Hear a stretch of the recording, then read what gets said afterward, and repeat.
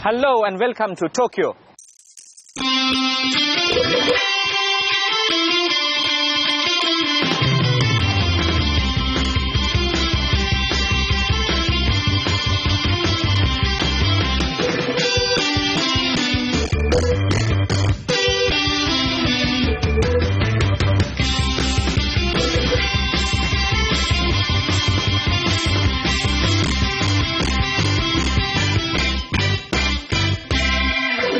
I'm here right beside the iconic Tokyo Tower. This is the only free time where I could manage tracking Finance Minister Arun Jaitley's visit to Tokyo. But hotelier Jyotsna Suri, she could manage some time, and this is what she had to share regarding visiting some of the most amazing places in this city. Some places which are extremely interesting. You have the Sensoji Shrine temple, which is actually quite beautiful. I visited it yesterday. You also have the Meiji Shrine. And you got a great view from the Tokyo tree and the Tokyo Tower. Get some nice shopping around. Missed out on the Edo Museum, but there is a museum here which actually showcases Tokyo and its culture. Otherwise, I would say walking around is very beautiful here. We've got some great landscaping, some great flowers, which are quite enjoyable. And I think most important, the people here are extremely hospitable. They are courteous and helpful. I mean, even though they don't understand the language, they still try their level best to give you a direction or answer your question if you're asking them for some help. Mr. Jaitley's day started with meeting the iconic captain of Japanese industry, Osamu Suzuki, and this meeting happened in the backdrop of improved performance by Maruti Suzuki in India, but imposition of several restrictions on sale of passenger diesel vehicles. Diesel or gasoline, rather than diving the car into these categories, you really have to think of how to reduce the overall exhaust gas from automobile. That's what we are thinking at the manufacturer side. Mr. Jaitley's next engagement was with the captains of Japanese industry, and his message to them was that this government has initiated Reforms 2.0, that the Indian growth story will be fueled by the infrastructure sector, and last but not the least, his government will push for passage of the GST Constitutional Amendment Bill in the next session of the Parliament. Most global observers have opined that the 21st century indeed will be Asia's century. 60% of the global population lives in Asia. But today Asia still accounts for only 1/3 of the global productivity. So if 60% people are relatable to 33% productivity, obviously our quality and standard of life, our enrichments would be less than what the developed world has. But today, there are signs of change. 40% of the world's FDI now comes to Asia. It's a dynamic region whose own growth rate today is 3 times faster than that of the developed world. Belatedly, slowly but surely, Asia now seems to be becoming the hub of even trade integration. Whether it's ASEAN, SAARC, RCEP, or the TPP. Coming to the India story, I think a lot has changed in India in the last few years. In the midst of a global slowdown, the last 2 years have seen India as the fastest growing economy in the world. We had a back-to-back 7.2% and a 7.6% growth rate in the last 2 years. This was notwithstanding the global slowdown, which has also adversely impacted on trade in India. There are 2 other adversities that we had to counter, namely 2 years of a bad monsoon, and a monsoon does impact immensely on Indian economy. We've also had some stress in the Indian private sector. But then, notwithstanding these adversities, a series of structural reforms, coupled with a large amount of public spending, enhanced public spending, and a foreign direct investment coming into the country, we maintained a reasonably respectable growth rate. I think the features which constituted these structural changes, we started this reform process in 1991, continued it continuously. And from 2014, we started implementing what we refer to the second generation of reforms.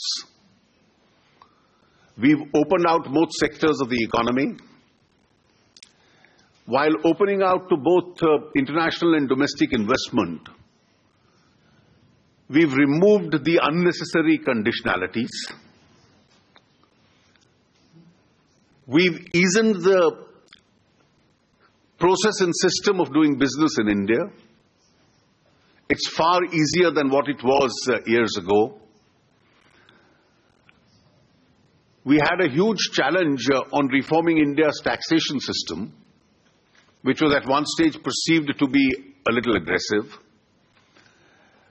A series of direct tax reforms currently is work in progress, and we are moving towards a regime which would be absolutely simpler, predictable,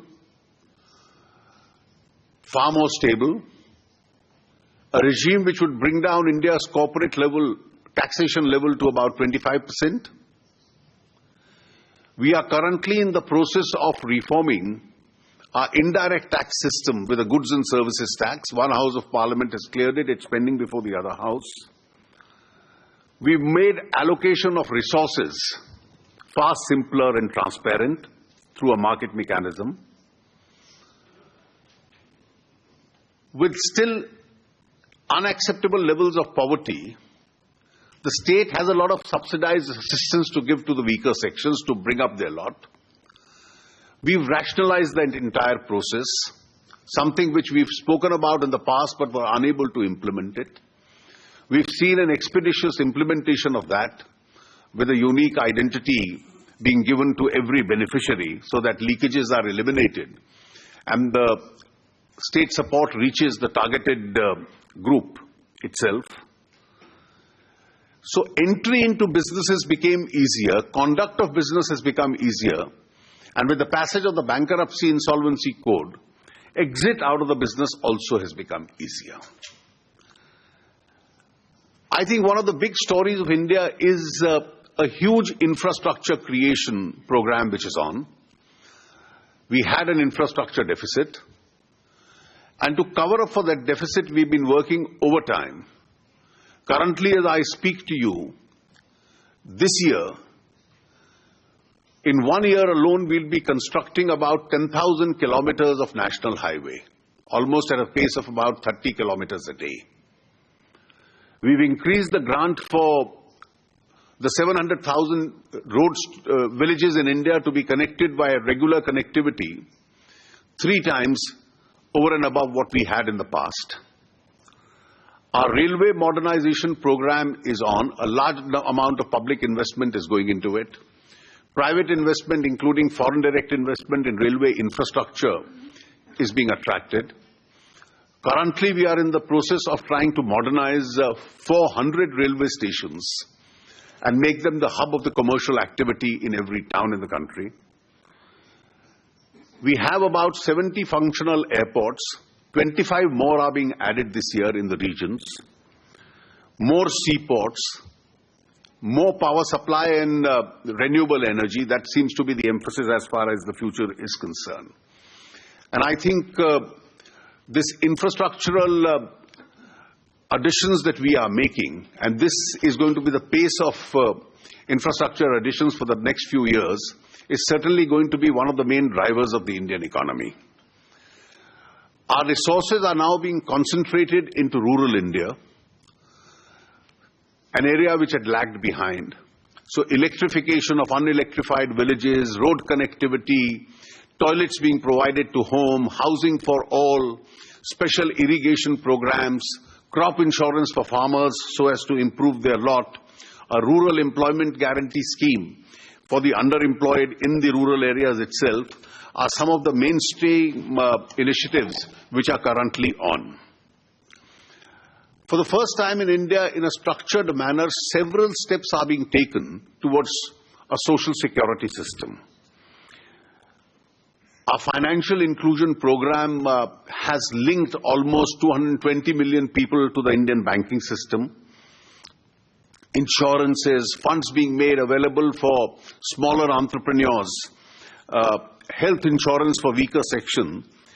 All these are areas on which investment of the future is being concentrated. In the midst of the global slowdown, how do I look at the Indian growth story in the days to come? Last year, we ended the year with a 7.6% growth rate, and that was in the midst of a bad monsoon and the global slowdown.